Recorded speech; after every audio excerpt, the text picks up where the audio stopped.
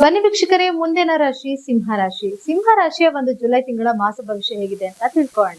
Madam, ಮುಂದಿನ ರಾಶಿ ಸಿಂಹ ರಾಶಿ. ಸಿಂಹ ರಾಶಿ ಬಗ್ಗೆ ತಿಳಿಸ್ಕೊಡಿ. ಖಂಡಿತ ನೋಡಿ, ಸಿಂಹ ರಾಶಿಯವರಿಗೆ ಒಂದ್ ಸ್ವಲ್ಪ ಸಮಯ ಕೆಟ್ಟಿದೆ ಅಂತ ಹೇಳ್ಬೋದು. ಕೆಟ್ಟಿದೆ ಅಂದಿದ್ ಮಾತ್ರಕ್ಕೆ ಸ್ಟಾರ್ಟಿಂಗ್ ಕೆಟ್ಟಿದೆ ಅಂದ್ರೆ ಅಷ್ಟೇ ಕತೆ ಅಂತ ಅನ್ಕೊಳ್ಳೋಂಗಿಲ್ಲ. ಹೌದು, ಒಳ್ಳೆ ಸಮಯನೂ ಹೌದು, ಕೆಟ್ಟ ಸಮಯನೂ ಹೌದು, ಎರಡು ಮಿಕ್ಸ್ ಆಗಿದೆ. ಯಾಕೆ ಕಾರಣ ಏನು ಅಂತ ನೋಡಿದ್ರೆ, ನೋಡಿ, ಸಿಂಹ ರಾಶಿಯವರಿಗೆ ಒಳ್ಳೆ ಸಮಯಗಳ ಬಗ್ಗೆ ಹೇಳ್ತೀನಿ. ಮುಖ್ಯವಾಗಿ ಅವರ ರಾಶಿಯಾಧಿಪತಿ ಸೂರ್ಯ 11ನೇ ಮನೆಯಲ್ಲಿ ಸಂಚಾರ ಮಾಡ್ತಿದ್ದಾನೆ. ತುಂಬಾ ಒಳ್ಳೇದು. ಒಳ್ಳೆ ಲಾಭಗಳನ್ನ ನೋಡ್ಬೋದು, ಹಣಕಾಸಿನ ಅಭಿವೃದ್ಧಿ ಚೆನ್ನಾಗಿರತ್ತೆ, ಗೌರ್ಮೆಂಟ್ ಕಡೆಯಿಂದ ಆಗ್ಬೇಕಾಗಿರೋ ಎಲ್ಲ ಲಾಭಗಳು ಅವ್ರಿಗೆ ಆಗ್ತಾ ಇರತ್ತೆ. ಜೊತೆಗೆ ಏನಾದ್ರು ಭೂಮಿ ತಗೊಳ್ಳೋದು, ಮಾರೋದು, ಅದ್ರಲ್ಲಿ ಗೌರ್ಮೆಂಟ್ ಸೈನ್ ಬೇಕು, ಅದೆಲ್ಲದಕ್ಕೂ ಚೆನ್ನಾಗಿದೆ. ಯಾಕಂದ್ರೆ ಕುಜನು 10ನೇ ಮನೇಲಿ ಇರೋದ್ರಿಂದ ಭೂಮಿ ಕೆಲಸಗಳಲ್ಲೂ ಯಾವುದೇ ರೀತಿ ಸಮಸ್ಯೆ ಬರೋದಿಲ್ಲ. ಸಮಸ್ಯೆ ಎಲ್ಲಿ ಬರ್ತಾ ಇದೆ ಅಂತಂದ್ರೆ 12ನೇ ಮನೇಲಿ ಗುರು ಬಂದಿದ್ದಾನೆ.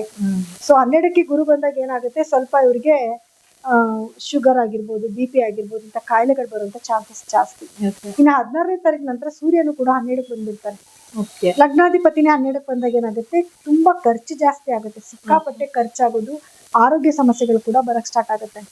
ಆರೋಗ್ಯ ಸಮಸ್ಯೆ ಎಂತದ್ದು ಅಂದ್ರೆ ಹೀಟ್ ರಿಲೇಟೆಡ್ ಪ್ರಾಬ್ಲಮ್ ಆಗಿರ್ಬೋದು, ಅಥವಾ ಹಾರ್ಟ್ಗೆ ಸಂಬಂಧಪಟ್ಟಿರುವಂತ ಸಮಸ್ಯೆಗಳಾಗಿರ್ಬೋದು, ಈ ರೀತಿ ಸಮಸ್ಯೆಗಳನ್ನ ಎದುರಿಸಬೇಕಾಗಿ ಬರುತ್ತೆ. ಮತ್ತೆ ಆಸ್ ಯೂಶುವಲ್ ಗೌರ್ಮೆಂಟ್ ಕಡೆಯಿಂದ ಆಗ್ಬೇಕಾಗಿರೋ ಎಲ್ಲಾ ಕೆಲಸಗಳಲ್ಲೂ ಸ್ವಲ್ಪ ಹಿನ್ನಡೆ ಆಗುವಂಥದ್ದು, ಅಥವಾ ಏನಾದ್ರು ಕೋರ್ಟು ಕೇಸು ಅಂತ ಅಲಿಬೇಕಾದ ಪರಿಸ್ಥಿತಿ ಬರುವಂಥದ್ದು, ಈ ರೀತಿ ಕೆಲವು ಸಮಸ್ಯೆ ಎದುರಿಸಬೇಕಾಗಿ ಬರುತ್ತೆ. ಸೊ 16ನೇ ತಾರೀಕಿನ ನಂತರ ಸ್ವಲ್ಪ ಕೇರ್ಫುಲ್ ಆಗಿದ್ರೆ ತುಂಬಾ ಒಳ್ಳೇದು.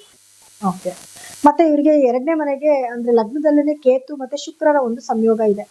ಸೊ ಶುಕ್ರ ಅಂತ ಬಂದಾಗ ಲಗ್ನದಲ್ಲೇ ಶುಕ್ರ ಇರೋದ್ರಿಂದ ಇವ್ರಿಗೆ ವಾತಾವರಣ ಚೆನ್ನಾಗಿರುತ್ತೆ. ಅಂದ್ರೆ ಇವ್ರಿಗೆ ಸ್ವಲ್ಪ ಲಕ್ಸುರಿನೆಸ್ ಜಾಸ್ತಿ ಮಾಡ್ಕೋಬೇಕು, ಏನೋ ಹೊಸ ವಸ್ತುಗಳನ್ನ ತಗೋಬೇಕು, ಅದು ಇದು ಅನ್ನೋಂತ ಆಲೋಚನೆ ಬರುತ್ತೆ. ಹಾಗಂತ 10ನೇ ಮನೆ ಅಧಿಪತಿನೂ ಆಗಿರೋದ್ರಿಂದ ಬಿಸ್ನೆಸ್ ಅಲ್ಲೆಲ್ಲ ಇಂಪ್ರೂವ್ಮೆಂಟ್ ಏನೋ ಚೆನ್ನಾಗಿರುತ್ತೆ. ಆದ್ರೆ ಕೇತುನು ಇದಾನಲ್ವಾ, ಸೊ ಕೇತು ಇದ್ದಾಗ ಏನಾಗುತ್ತೆ, ಡೆಂಟಲ್ ಪ್ರಾಬ್ಲಮ್ ಆಗಿರ್ಬೋದು, ಬೋನ್ ರಿಲೇಟೆಡ್ ಪ್ರಾಬ್ಲಮ್ಸ್ ಆಗಿರ್ಬೋದು, ಇದನ್ನ ತಗೊಂಬಂದು ಕೊಡ್ತಾನೆ. ಸೊ ಕೇರ್ಫುಲ್ ಆಗಿ ಇರ್ಬೇಕಾಗತ್ತೆ ಈ ವಿಷಯದಲ್ಲಿ. ಇನ್ನು ಅವ್ರಿಗೆ 4ನೇ ಮನೆಗೆ ಗುರು ದೃಷ್ಟಿ ಇದೆ, 6ನೇ ಮನೆಗೆ ಗುರು ದೃಷ್ಟಿ ಇದೆ. ಅಲ್ಲೇನಾಗತ್ತೆ, 4ನೇ ಮನೆಗೆ ಇರೋದ್ರಿಂದ ಭೂಮಿಯಿಂದ ಲಾಭ, ಆಲ್ರೆಡಿ ಕುಜ 10ರಲ್ಲಿ ಇರೋದ್ರಿಂದ ಆ ಲಾಭದ ಬಗ್ಗೆ ನಾನು ಹೇಳಿದೆ. ಸೊ ಅದು ಈ ರೀತಿಯಿಂದಲೂ ಕೂಡ ಅವ್ರಿಗೆ ಭೂಮಿಯಿಂದ ಲಾಭಗಳು ಬರುತ್ತೆ. ಇನ್ನು ಅವರಿಗೆ 6ನೇ ಮನೆಗೆ ಗುರುದೃಷ್ಟಿ ಬಿದ್ದಿರೋದ್ರಿಂದ ಕೆಲಸಗಳಲ್ಲಿ ಯಾರೆಲ್ಲ ವರ್ಕ್ ಮಾಡ್ತಾ ಇರ್ತಾರೆ, ಪ್ರಮೋಷನ್ಗಳಾಗುವಂಥದ್ದು, ಅಥವಾ ಏನೋ ಮಾಡಿರೋ ಕೆಲಸನ ಗುರುತಿಸಿ ಒಂದು ಪ್ರಶಂಸೆ ಬರುವಂಥದ್ದು, ಇದೆಲ್ಲನೂ ಕೂಡ ಇವರು ನಿರೀಕ್ಷೆ ಮಾಡ್ಕೋಬಹುದು. ಇನ್ನ 7ನೇ ಮನೇಲಿ ರಾಹು ಇರೋದ್ರಿಂದ ಮಾತ್ರ ಗಂಡ ಹೆಂಡತಿ ಮಧ್ಯದಲ್ಲಿ ಸ್ವಲ್ಪ ವೈಮನಸ್ಯಗಳು ಬರುತ್ತೆ. ಕೂಡ ಇಷ್ಟು ದಿವಸ ಗುರುದೃಷ್ಟಿ ಇತ್ತು, ಇವಾಗ ಗುರುದೃಷ್ಟಿ ಇಲ್ಲದೆ ಇರೋದ್ರಿಂದ ಸ್ವಲ್ಪ ವೈಮನಸ್ಯಗಳು ಇದ್ದೇ ಇರುತ್ತೆ. ಆದ್ರೆ ಇವ್ರಿಗೆ ಲಗ್ನದಲ್ಲೇ ಶುಕ್ರ ಇದ್ದಾನಲ್ವಾ, ಸೊ ಅದೇನಾಗುತ್ತೆ, ಲಗ್ನದಲ್ಲೇ ಶುಕ್ರ ಇದ್ದಾಗ ಒಂದು ಗಂಡ ಹೆಂಡತಿ ಮಧ್ಯದಲ್ಲಿ ಪ್ರೀತಿ ವಿಶ್ವಾಸ ಜಾಸ್ತಿ ಆಗುತ್ತೆ. ಸೊ ಹಾಗಾಗಿ ಆ ನೆಗೆಟಿವಿಟಿನ ಅದು ಒಡೆಯುತ್ತೆ ಅಂತ ಹೇಳ್ಬೋದು. ಇನ್ನು ನೆಕ್ಸ್ಟ್ ಇವರಿಗೆ 8ನೇ ಮನೆಗೆ ಶನಿ ಇದ್ದಾನೆ. ಆರೋಗ್ಯ ಸಮಸ್ಯೆಗಳಂತ ಏನ್ ಕಾಡ್ತಿತ್ತು, ಗುರು ದೃಷ್ಟಿ ಬೀಳ್ತಾ ಇರೋದ್ರಿಂದ ಅದು ಸ್ವಲ್ಪ ಇವರಿಗೆ ಕಂಟ್ರೋಲ್ ಆಗುತ್ತೆ. ಸೊ ಕೆಲವೊಂದು ಒಳ್ಳೇದು ಕೆಟ್ಟದು ಎರಡೂ ಕೂಡ ಮಿಕ್ಸ್ ಆಗುತ್ತೆ ಇವರಿಗೆ. ಅಂದ್ರೆ ಒಟ್ಟಾರೆಯಾಗಿ ಈ ಒಂದು ಸಿಂಹ ರಾಶಿಯವರು ಸ್ವಲ್ಪ ಆರೋಗ್ಯ ವಿಚಾರವಾಗಿ ಹುಷಾರಾಗಿರ್ಬೇಕು. ಹೌದು. ಅದಕ್ಕೆ ಪರಿಹಾರ ಮಾಡ್ಕೊಳ್ಳೋದು ಯಾವ್ದು?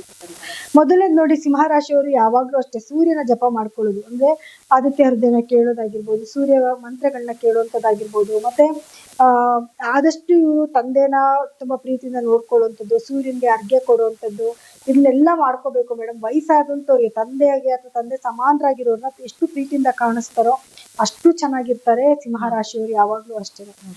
ಇದ್ರ ಜೊತೆಗೆ ಇವ್ರು ಏನು ಅಂತಂದ್ರೆ, ಗುರುಗೆ ಸಂಬಂಧಪಟ್ಟಂಗೆ ಗುರುವಾರದ ದಿವಸ ಗುರುಗಳ ದೇವಸ್ಥಾನಕ್ಕೆ ಹೋಗೋದು, ಹಳದಿ ಬಣ್ಣದ ಬಟ್ಟೆನ ದಾನ ಮಾಡುವಂಥದ್ದು, ಅಥವಾ ಹಳದಿ ಬಣ್ಣದ ಸಿಹಿ ಪದಾರ್ಥನ ಯಾರಿಗಾದ್ರು ಡೊನೇಟ್ ಮಾಡಿ ಬರುವಂಥದ್ದು, ಇದನ್ನೆಲ್ಲ ಮಾಡ್ಕೊಳ್ಳೋದ್ರಿಂದ ಏನಾಗುತ್ತೆ, ಆಗುವಂತ ಸಣ್ಣ ಪುಟ್ಟ ಸಮಸ್ಯೆಗಳಿಂದ ಈಚೆ ಬರ್ಬೋದು. ಏನೇ ಆದ್ರೂ ಕೂಡ 16ನೇ ತಾರೀಕು ನಂತರ ಇವ್ರು ಸ್ವಲ್ಪ ಕೇರ್ಫುಲ್ ಆಗಿರ್ಬೇಕಾಗತ್ತೆ. ಯಾವ ಕೆಲಸ ಮಾಡ್ಬೇಕಾದ್ರೂ ಯೋಚನೆ ಮಾಡಿ ಡಿಸಿಷನ್ ತಗೋಬೇಕಷ್ಟೇ. ನೋಡಿದ್ರಲ್ಲ ವೀಕ್ಷಕರೇ, ಈ ಒಂದು ಸಿಂಹ ರಾಶಿಯ ಜುಲೈ ತಿಂಗಳ ಮಾಸ ಭವಿಷ್ಯ ಹೇಗಿತ್ತು ಅಂತ. ಹಾಗಿದ್ರೆ ಬನ್ನಿ ಮುಂದಿನ ರಾಶಿ ಬಗ್ಗೆ ತಿಳ್ಕೊಳ್ಳೋಣ.